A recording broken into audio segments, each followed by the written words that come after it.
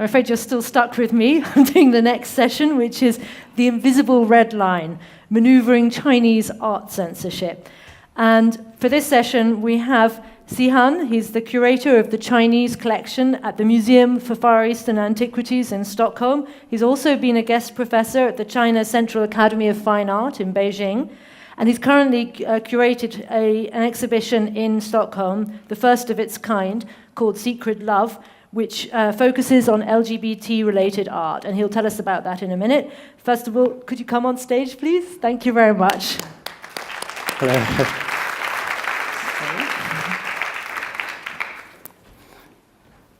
Well, it's very nice to be here, to listen, to see, and to learn, and to share together with you and all the artists with laughters and tears.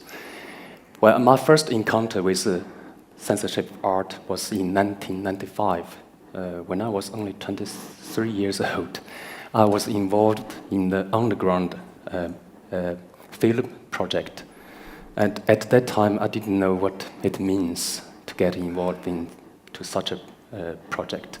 The director was house arrested, while I was luckily enough moved to Sweden in 1996 and could be able to represent the movie in many film festivals in Europe and in the West. So during the last 16 years, I have been studying art history and doing research on the functions of images and art, as well as the Chinese thought on vision and visuality. The last 3 years provides me a new opportunity to look into these hard issues, the censorship art and the freedom artistic expression, due to this Secret Love project, which involves 27 Chinese artists and 150 works. It's on the show in Stockholm right now. It's the first international substantial exhibition on this subject with the Chinese materials. So I'm going to share a little bit of my thoughts today. I will start with 1997, 3 years after the Cultural Revolution was ended. A bunch of young Chinese amateur artists hand up their works on the fences outside the National Gallery in Beijing. This art, stylistically, are influenced by the Western modernism, but these kind of styles were not allowed during the Cultural Revolution because they were seen as bourgeois and capitalistic, so it's an ideological issue at that time. But these young artists were very brave to challenge the system, the art institutions, which set the standard of the aesthetic norms. But unfortunately, the show was scheduled for a whole week, but 2 days later, after the exhibition was opened, it was forced to close down. The artists and their sponsors refused to accept this fate, so they organized a demonstration.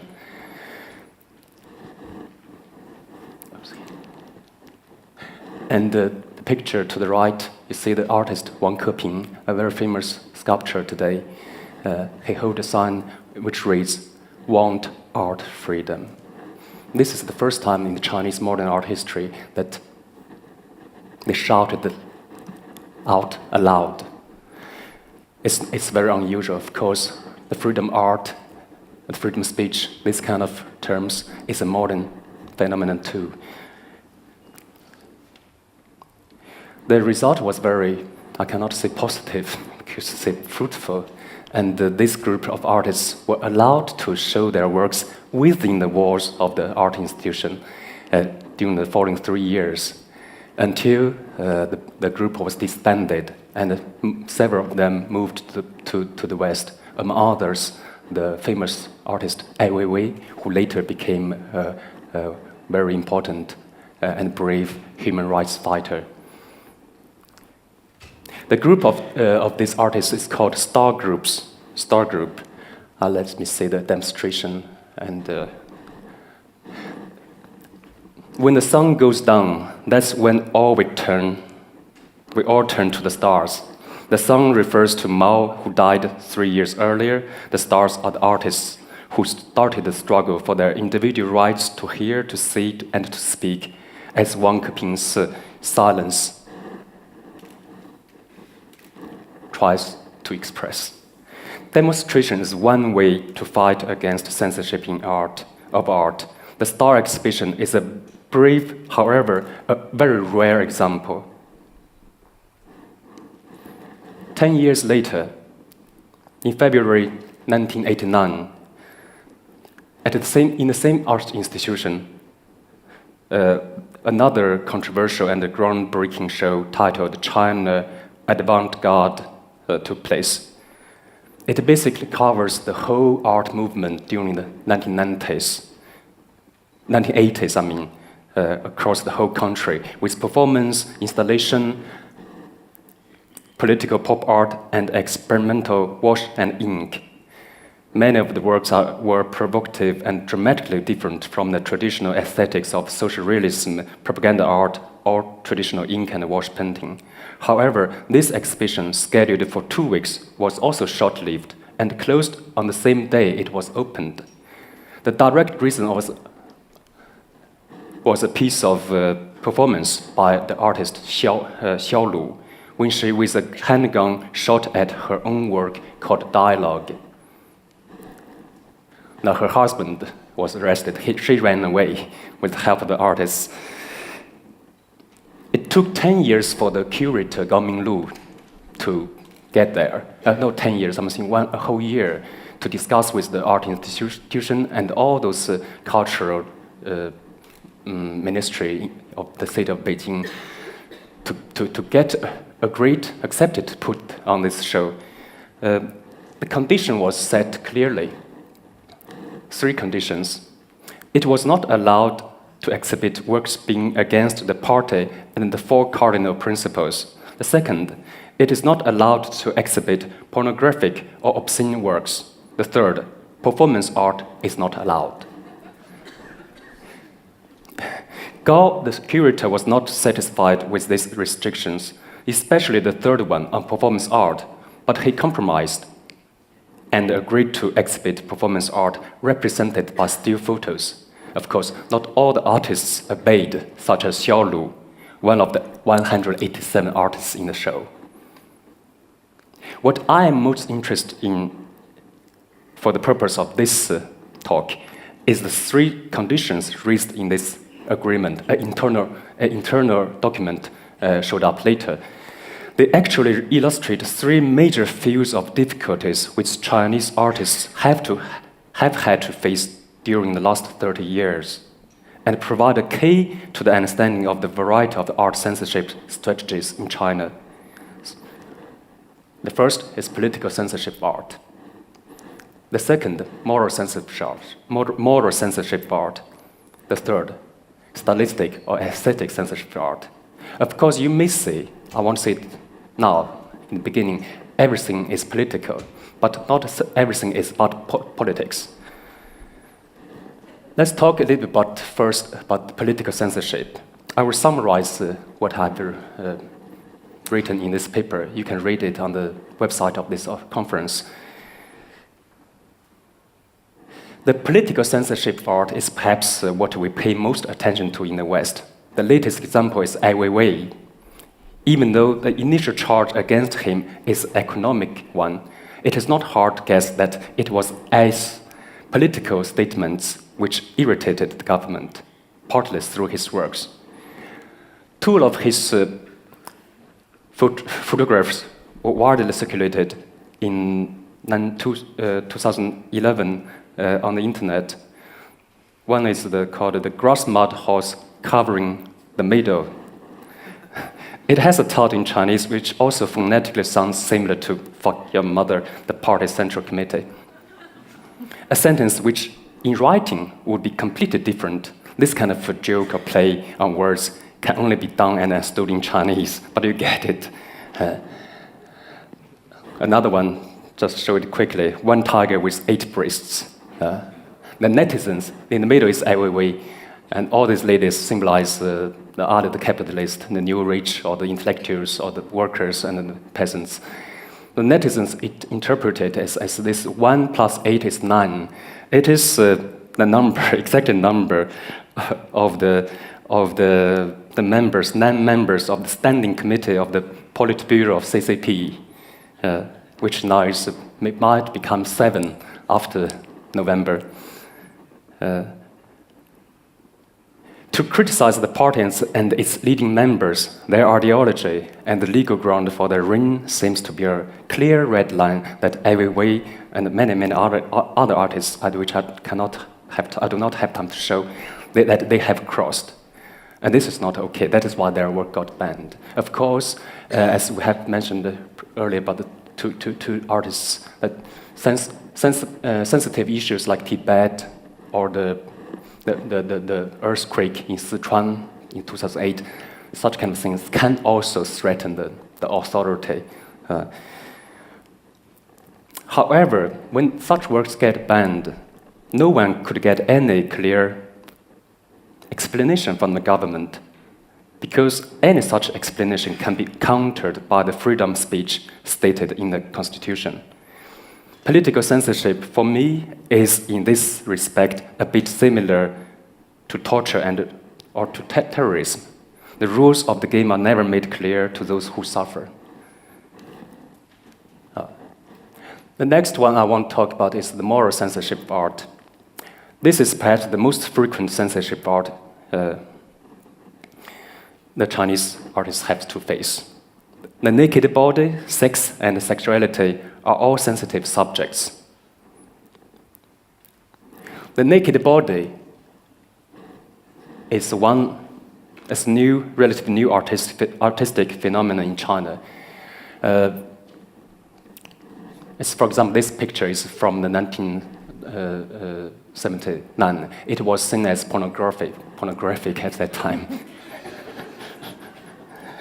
So, life model sketches is not a tradition in China. During Mao's period, it was forbidden. It's too personal, too pornographic, too Western. And during the past few decades, Chinese artists have consciously used their nudity to confront taboos of human desires. Weiwei's photos I showed earlier was such kind of examples. It was once investigated as for pornography. Of course, this is just an excuse. Everybody understands it. But the direct charge holds to the conservative moral codes. Sex seems to be a topic which Chinese prefers not to talk about. Despite the Confucian statement, sex and food, these are where the greatest human desires exist. In literature, such as the Nobel Prize winner Mo Yan, 1 week ago, his novel was very controversial in the 1980s, when I was a teenager. The descriptions of sex in his novels are nowadays well accepted, but in art, depictions of sex can easily be accused of being pornographic. Exhibiting, printing, or spreading such kind of works can be risky. This one is by a 50-year-old peasant in northern Shanxi province. He is now the guard of Li Xianping, that Tessin mentioned, the famous curator who curated the Tibetan art. But this kind of work, he cannot send it to the competitions of the handcrafts in China, because he used paper cards to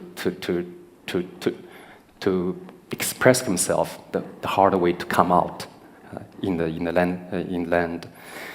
And nowadays, this kind of works is also possible. This artist told me that just 10 years ago, he had to paint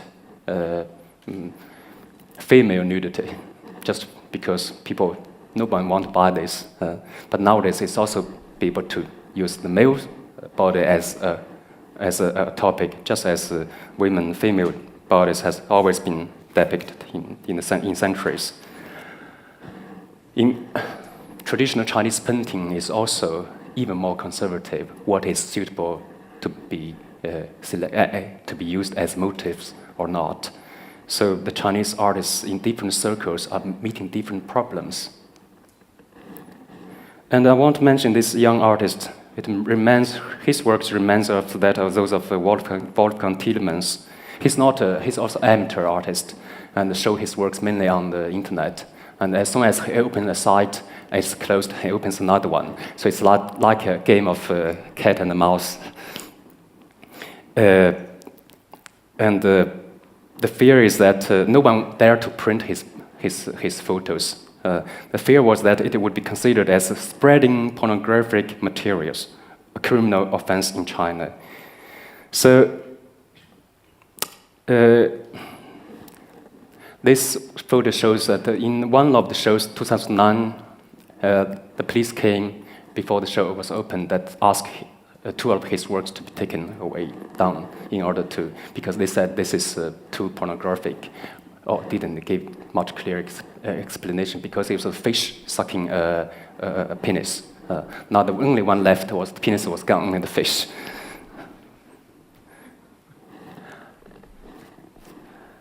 A few words about the sexuality, which has become a subject which many younger artists have started to touch upon during the last 15 years, which my exhibition is basically about. It stems from two important changes in the law, in legislation. The decriminalization of homosexuality in 1997, and its removal from the list of mental illness in 2001. So among the artists that I have been showing, I asked the question, is it possible to hold such an exhibition in China? The answer varies, depends on their age and experience. So to summarize the strategies I've been talking about, is demonstration is one, hard negotiation is another, and playing game of cat and mouse is the third. And the most important thing is the fourth, is just do it. Seems to yet to be another strategy to maneuvering the Chinese art censorship and to cross any imagined or real red line. So the third one is called stylistic or aesthetic censorship, which is usually being overlooked. The convention of art itself has also been used as a censorship strategy and may limit the freedom of expression in art. Before the late 1970s, the dominant aesthetic standard was socialist realism. Impressionism, for example, was seen as bourgeois and not accepted. Artists were not free to choose whatever style they prefer to use. This one is by Weiwei from the Star Group. Most of painting from that time was purely landscapes, nothing political, but it was not accepted. The controversy of their art at that time lied in that they challenged the system, which had set the formal convention of art. Xiaolu's gunshot, this is Weiwei's work from 1996. I helped to exhibit in Gothenburg. It's one of the artist villages in Beijing, now it's gone. Xiaolu's gunshot, which sentenced the death of the China avant-garde exhibition in 1989, shows the difficulties of performance art had in China. In 1995, the famous artist Ma Liuming was arrested when he performed his launch series in Beijing's East Village. After more than 2 decades of struggle, the Chinese artists finally obtained the formal and stylistic freedom of making art. The growing art market today also contributed to this triumph. To what degree new art can be accepted by the official art institutions, not only the private galleries, outside the metropolitans, like Beijing and Shanghai, is however yet to be seen. Do I have a few minutes left? Yes, okay. So I will talk about the last thing I want to mention. It's about film censorship. Art and film, for me, are related. They both belong to the visual fields, or images. But there are special rules for film. The censorship of films is regulated by SARFT, which is the State Administration of Radio, Film, and Television. It is important to notice that the term censorship is used by the Chinese authority themselves. The regulation provides us the clearest answer to the question of where the red lines lies in the film industry. Here, I will focus only on the LGBT-related films. In Secret Love, I show a few independent documentary films. What I did not take up in the exhibition is the multitude of feature films with gay, lesbian, and transsexual people produced in China since 1996. The first gay movie which I was involved in was Zhang Yuan's East Palace, West Palace, which was followed by other so-called underground films, but it has not been possible to show them in cinemas or on TV in China, not yet. This is also true for other similar films from Hong Kong, Taiwan, and the West. For example, On Lee's Brokeback Mountain is also among the films which cannot be shown. You can buy pirate copies or download them from the internet. Forbidden things is often popular in China. Nevertheless, a forbidden film loses its potential to reach out and affect a broader audience. Attempts at organizing public, this is a talk I had with Zhang Yuan. Attempts to organize public viewing of those independent movies today have been made. For example, is this Beijing Queer Film Festival, which is on its 5th round since 2001. The organizer, a young girl from Beijing University, and her team have met with resistance and difficulties at every occasion for 10 years. Many are afraid of lending them a venue, and they have had to relocate the festival time after time. Let's see just a few lines from the regulation of SOFT.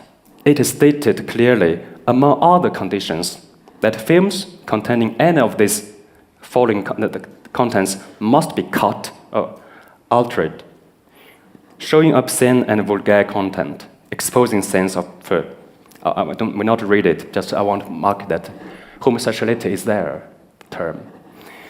What I want to say is, despite the fact that homosexuality is no longer illegal in China since 1997, films containing such content are not allowed to be shown publicly according to SOFT, the institution which issues the permit for any film to be shown publicly in China. This is a bizarre situation. The law should be respected, and the regulation is not logical, even from the point of view of Chinese law. So perhaps this is something that the international community could point out, that you are not obeying your own laws. Why? Due to moral reasons, whatever. So, well, this is a picture. Last year I was in Beijing, and finally the film I was in, you say the man in black t-shirt is the director. I was sitting beside him. We were eating lamb steaks in the central part of Beijing. And life is good, feels like that, drinking beers. And that day, we could be able to show the movie to a group of students at the university. So things are getting better. That is why I could find so many artists to do this. My conclusion is consciousness of individual rights is increasing in China. And in this process, traditional conservative approaches and values are also changing. So this rapid development in China is also reflected in the visual arts, which in turn can affect the social process and contribute to form a new and different reality. I believe we need fighters, human fighters, standing in the front row like Weiwei, but we also need more and more people to stand behind, and together we can push the red line forwards. Thank you. Thank you very much.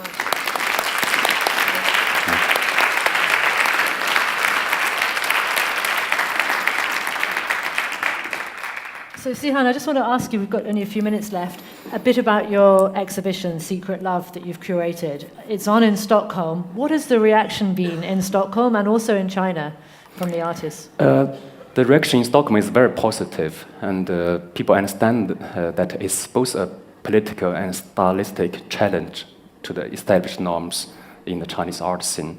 And we got a lot of visitors and very positive reviews. In China, we haven't. We got some feedback from the LGBT channels, but the media, but not in the art media. What I want to do is try to make a new press release written in Chinese, and try to interpret some of the terms which we are used to here, like identity, for example, into Chinese in a more understandable way, and gave them to the art journals, because I do not want my artists, when they go back to China, show this catalog, and they are labeled as gay and lesbian artists, because that's not good for them. If you want to help them, you have to find strategies. And because they don't get support, because there lacks a kind of feminist movements, lacks a kind of gay and lesbian movements, academic support behind them. It's not the same as in Sweden and in the West. But that many of these artists have exhibited in China, as I understand it, so they're not banned as such. And these particular works also could be shown, but just not collectively. Is that right? Yeah. That's the very strange situation that when their works are showed in the other art exhibitions, they never talk about the little private part of their heart.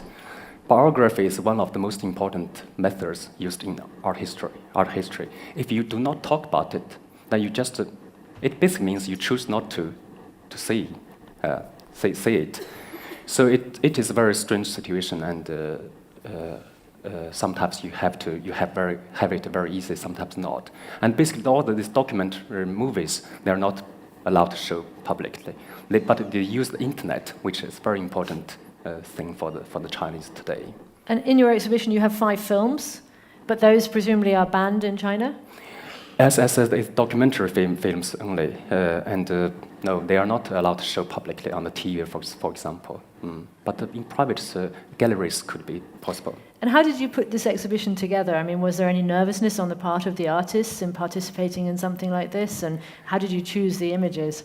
It's the last 3 years of working like a detective. These works are not seen often, and you don't hear them in the catalogs in galleries and among the artists, because all of them are basically working individually. There's no movement as a group, and I got a lot of help from the LGBT the NGOs, and they have keep a big eye on what's happening in China. So it's been hard, and also it's been hard for me to balance. Should we see this as an art exhibition or an LGBT exhibition? I want to combine those parts and be true to myself, the same, and also be respectful for the artists. And choosing quite graphic images at times, did you have any reservations about that? Yes, reservations. I don't have much reservations, but I see the self-censorship in the West show some result. We took away some work which are too challenging, provocative, too much sex, and to the end, the penis is smaller and less and less, fewer and fewer. So I see this good result anyway, because when you want to communicate, perhaps you should also choose a strategy not to channel too much, to be provocative. This is balance too. So you don't mind the fact you lost a few along the way? No, because it's hard. You have to compromise when you want to do something. Okay, thank you very much. We'll end on that Thank you. note. Xihan.